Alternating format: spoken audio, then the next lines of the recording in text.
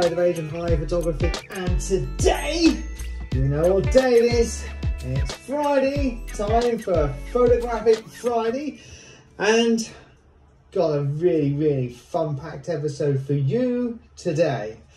So we will start with, obviously I always start with a Picz update, and then we have a very special thing going on. I have my good friend Stanley in the middle part. He came in, he gave me a quick call and he said, can you do a quick headshot for me? So I said, yeah, why not? So yes, we have guest star today, Stanley, and it's worth actually waiting to the end of that because I go through the full measurements of the setup as well. So hopefully you'll enjoy that. That's after this little bit. And I'd like to say special thanks to my friends who are watching me. Can I get rid of that? No. Yeah, my special friends this week. Stephen, Ed, Georg and Brad. And the middle section is actually more for you, because I know you're interested in that type of stuff. So let's get Photographic Friday on the way and let's get into the screen. Nice graphic, by the way. Right, let's get rid of this. How do I get rid of that? Like that. So let's bring this up. It's on the wrong one. Bring it over here, full screen. Oh, that's interesting. No, it's not good like that. Okay, so next week on the 8th, Monday the 8th, we have a Painterly Light Zoom workshop with Charles. And then on the 9th, we have Composition Techniques and Common Mistakes. That's with Magda. And then that's pretty much it for that next week. And then the 16th to 23rd, 16th we got an afterwork shoot, which is booked with Nigel. And then also we have the Sunset Cruise on the 25th of July. And then the 30th of July, there's another afterwork shoot then, all with Nigel. And I believe everything is booked for that. So that should be good and interesting. So that is that. We will now go to part 2, which will be in a different room. So I'll see you then.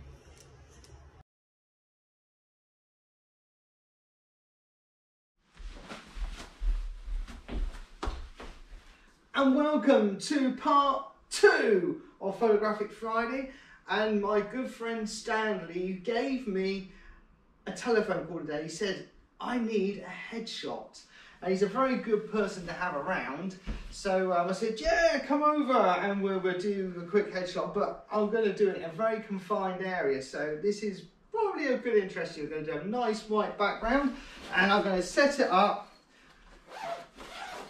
from scratch, and I'm going to take you along just to show you. Now this is a very cheap background, but if you live in Switzerland and you have a white background, then just do it up against the wall.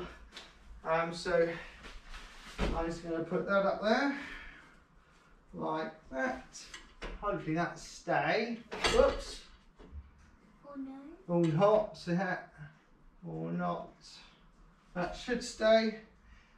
And then I'm going to light that with a flashlight and a Rogue light bender. The Rogue light bender is very good because it's like a 3-in-1 thing, and we have a light box. It comes with a very good light box, so that needs to be able to bend backwards like that. That's the right way. Put that on there, screw that down, and this will go on the front.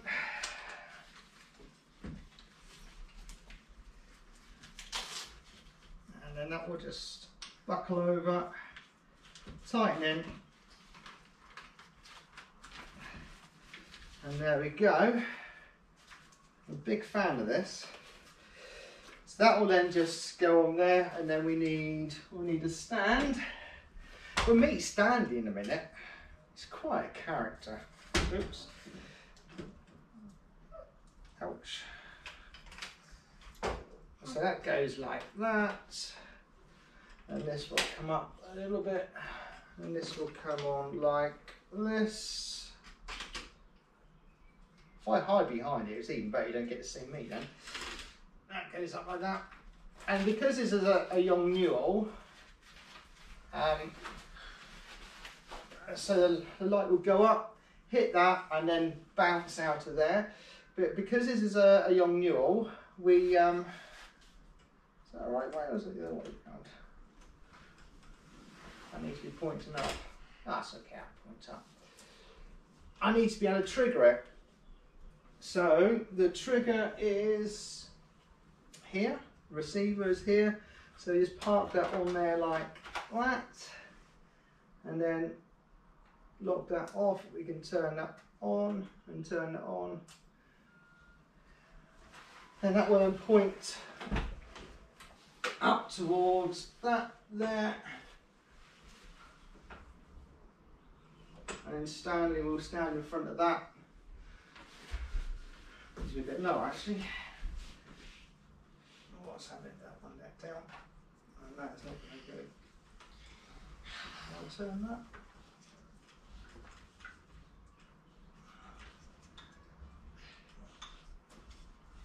There we go. So it's about as low as that will go. So that will go there, illuminate that. Stand in front of there. Oh, Daddy. I'll shoot, yes. What's that?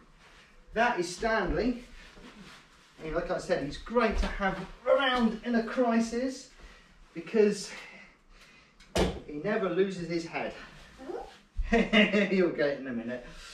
So that's there like that. And this is now for the Elinchrom light. So that goes on there. That goes in there. Screws in. Let's move that out of the way. No, not that one. That one. That one. Oops. Goes like that. And that's in there, and then this one just goes on like this. Like that, like that. I always get this upside down, but then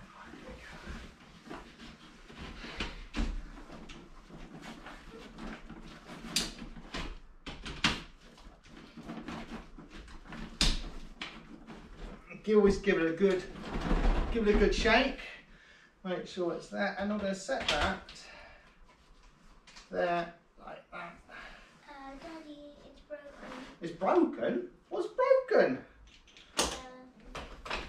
Oh, it's not quite broken.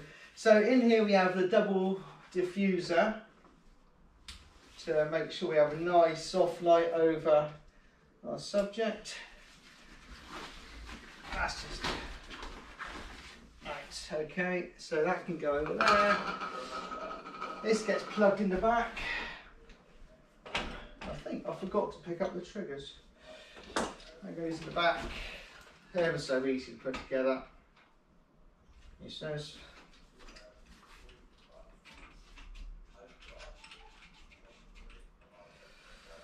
And that will go there like this. Plug that in.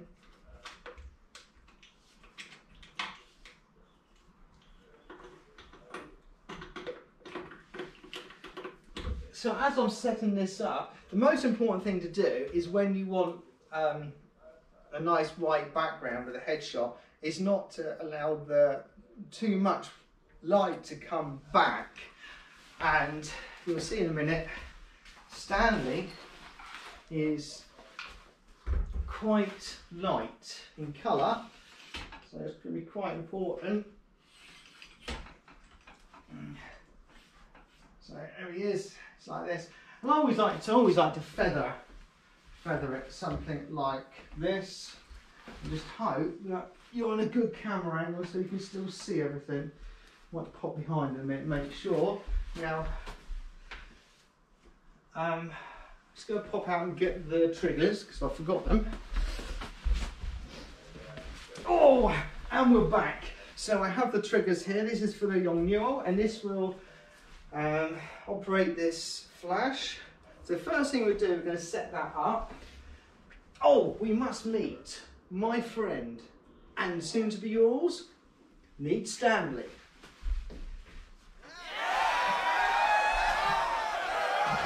Say hello to everyone at home.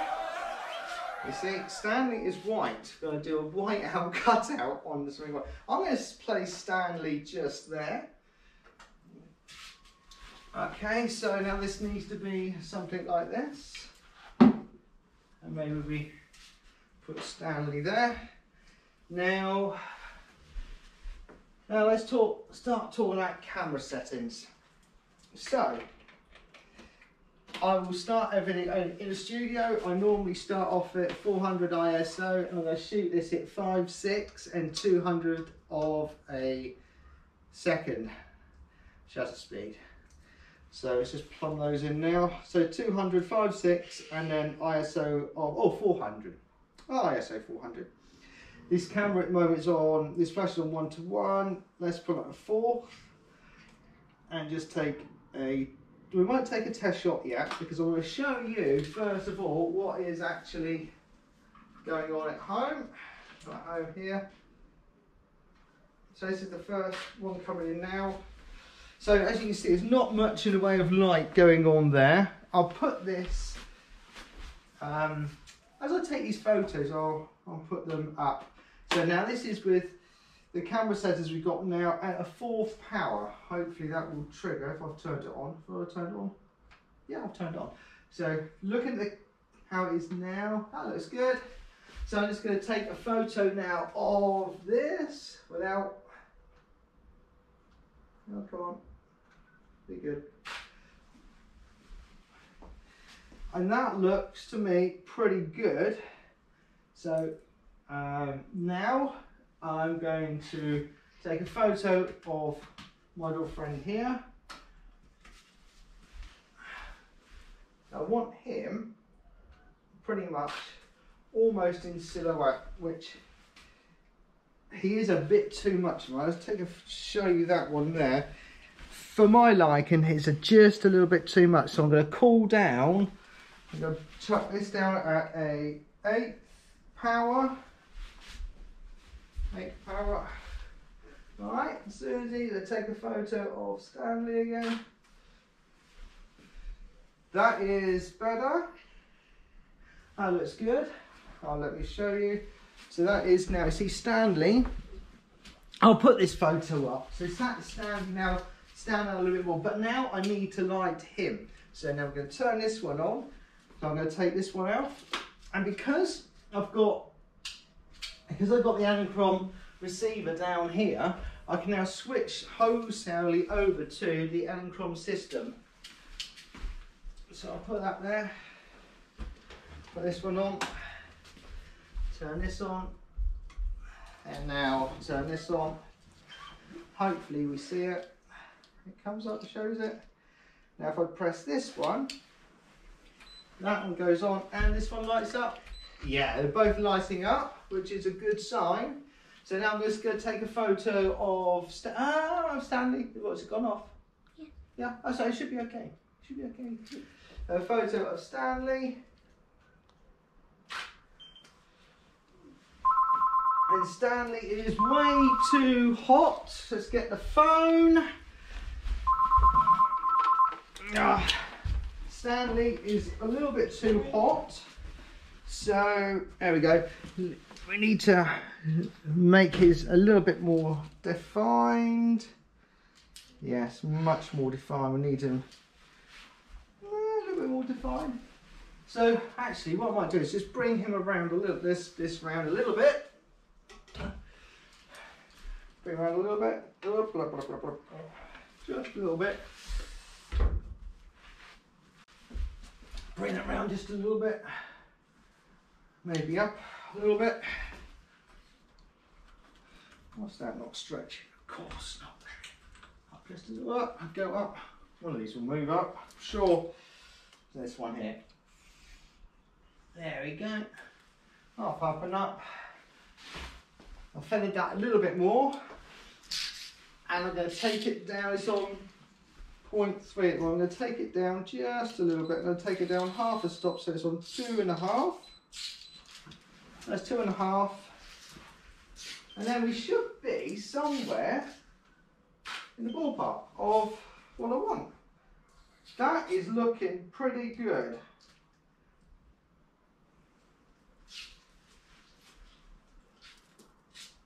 Yes, I think I like that. I'm going to take it down just a half more. So now it's one complete stop out of here. And one more of Stanley. Which, oh, stunning, stunning, stunning. There you go. Stanley is there. Can we see Stanley? Oh, I have to take the blinkies off. But there you go. You see, he is white. It's got nice definition. And now I'm going to just switch this lens out. I'm going to put a portrait lens on, because when I'm just setting up something like this, I like to see everything around. It's just the way I set things up. And now I'm going to put the portrait lens on. I'm not sure which one's going to be better. Maybe the 105. This is the 105. I'm just going to put on now. 105. And then we should have a lovely... Ah, this isn't too bad. Oops. Focus. May not focus. 1, 2, 3. And there he is. Look, it's Stanley in all of his glory. Is someone else coming? There's Stanley in all of his glory. So we've got a nice, everything's whited out. He's got a good definition on his face.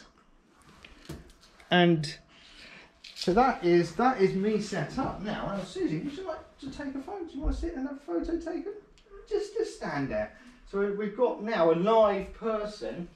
You have to stand here, but unfortunately, she's very small. So the person I've got coming, Stanley, was very, very tall. So what I'm going to get you to do, Susie, is just stand on there for me. Yeah, stand on there. Good girl.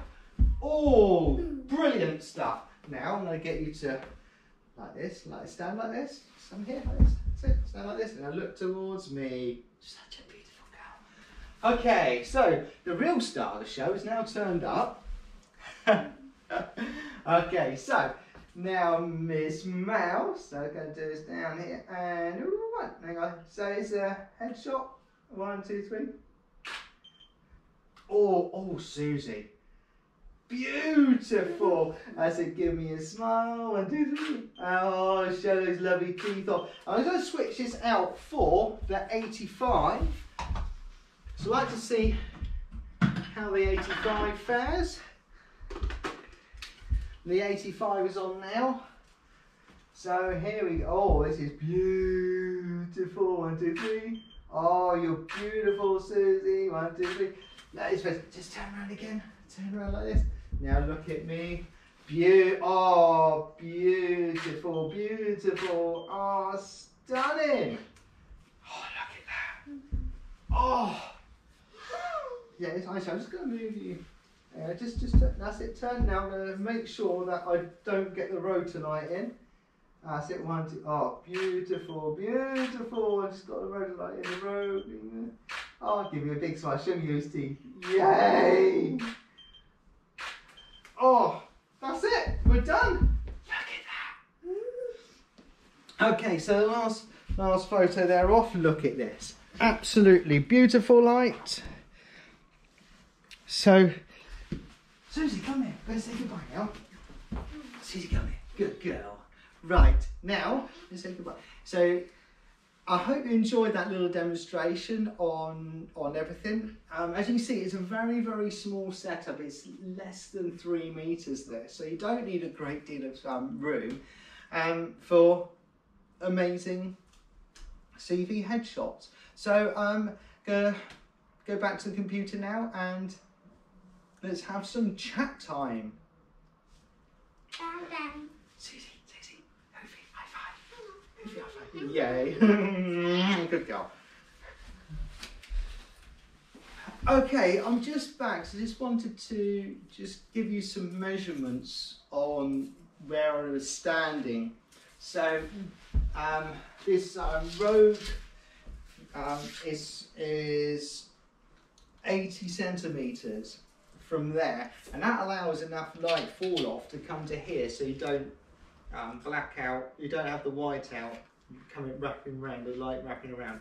So from here to here it is 120, 1 meter 20, and as my subject was standing about here, which is 1 meter away from the light source and 1 meter 70 from the white background, and I was stood about here, which is 1 meter 50 from the subject, and then about, well, there's a bit bendy the ruler, 2 meters 70 from the background and 2 meters from the light source. So those are the measurements, which are pretty good. I was shot at ISO 400, 5.6, f5.6, and a shutter speed of 200. This is on the 2 diffusers. It's on 2.5. It's a 400 watt unit. This was on a 4th power, and the zoom is at 28 millimeters. So that's the specifications of what I threw together here in such a small time. So I hope that's a little bit more of interest to you. So yeah, we will go back now. I'm going to take a selfie with me and Stanley.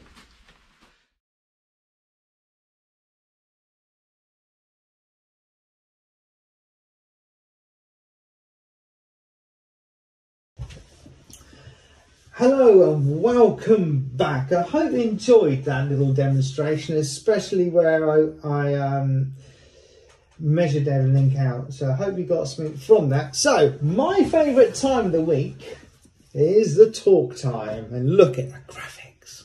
Don't they look special? A little like me. So anyway, now this week we've got a few things I want to just run through. Which has been going on, and when I watch YouTube, always have some really interesting things which come up. I hope this is going to be over far enough. And I've changed a few things this week, because last week it's all about the sound and how I try and do the sound, but this week I think I may have actually cracked it. Strange times. Let's get rid of that. And this is about how computers were. So, yeah, a bit of a history about computers and Bill Gates, and how this one person he invented the one system which then eventually became Windows. And this is really interesting. It's a good, interesting watch. We'll watch a few minutes of it, but yeah, it's worth watching the whole thing. It's very, very interesting.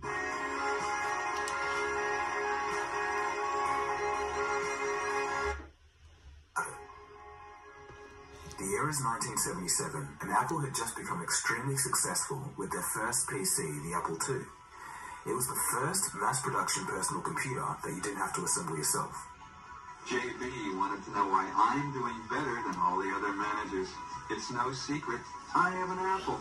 Sure, there's a big computer 3 flights down, but it won't test my options, do my charts, or edit my reports like my Apple. Move words like that, or you can move whole paragraphs around to anywhere you want them. It's amazing. You can use the very same Apple to do a zillion other things. You could say that the Apple is mightier than the pen. Apple, the personal computer. Like I said, it's a good watch. It's only 15 minutes long, but it's a really good watch. And then I'm going to go back to my sort of childhood days where I always used to watch this program called Only Fools and Horses. And I've stumbled across this. And there's someone's gone out and found all these different locations where it was shot. And the Jolly Boys outing is one of my favourite episodes. And it's nice to see that they've gone back to where they shot them, to the modern day.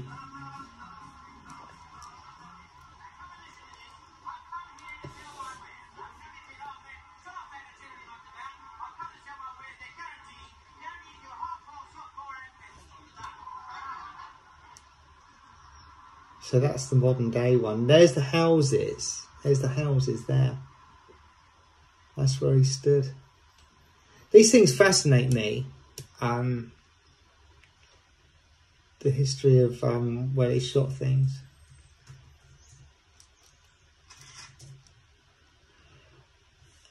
And there's quite a few videos out there on Only Fools and Horses locations. And this one here is also interesting. We're all photographers, and this one is really interesting. It's about... When I started this project, it just started out of love. Like, I just wanted to do it. It almost doesn't even make sense. And this chap here is doing 30-year time lapses. And this is another really good watch. So I was just like, I want to film that all the time. Time-lapse photography changed my life. When I moved to the US at age 21, I had nothing beside one big suitcase and a broken English. Today, I travel, I teach, I shoot, and last but not least, I meet tons of people, other time-lapse photographers. Hello. This guy is always surprised when I'm filming. Life is funny like that. When you have ambitions or dreams, it's very surprising how much we can accomplish. And we all have a story. We all have a purpose or a goal to reach. And some of us use time-lapse photography to communicate. This is why I created this new series, to share the story of other photographers who use time-lapse videos as a support for their message. For my first interview, I went to New York to meet with Joe. Joe is currently working on an amazing project right now, a 30-year time-lapse of the Manhattan skyline. And it's already been running for 4.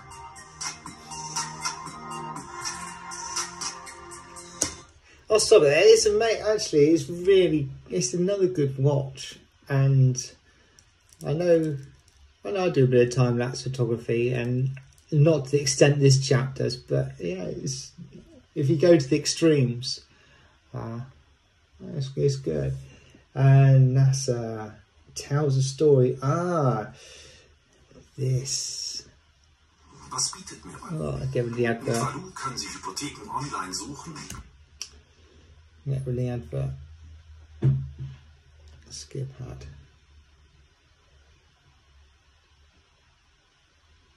Is this going to run or not? There we go. Now this one here shows a story of The amount of light lights. is most severe in heavily populated areas, as well as in regions of high prosperity. In Europe, the Benelux region and the densely populated Po Valley are so bright that the individual towns blend into one big sea of light. Especially in the Arab world, the extraction of oil creates bright lights from the flaring of gas. And in Africa, you can trace the path of the Nile River, which, as the lifeline of Egypt, attracts civilization and is filled with commercial boats. In the mostly uninhabited regions of Western Australia, the satellites could even capture lights from wildfires that occurred over a span of 22 days. And in Asia, the Indian subcontinent is clearly standing out. Nearly 20% of the planet's population lives here. And the rapid population and economic growth can be seen by comparing the area from how it looked in 2012 really interesting. and then again in 2016. But the video goes on to show that places which were once prosperous aren't, and the light is disappearing. And the islands of Dubai, this is another story of Dubai and the riches that were promised but never actually happened. Introducing the world, a place beyond imagination and an epic achievement. And this is all man-made stuff.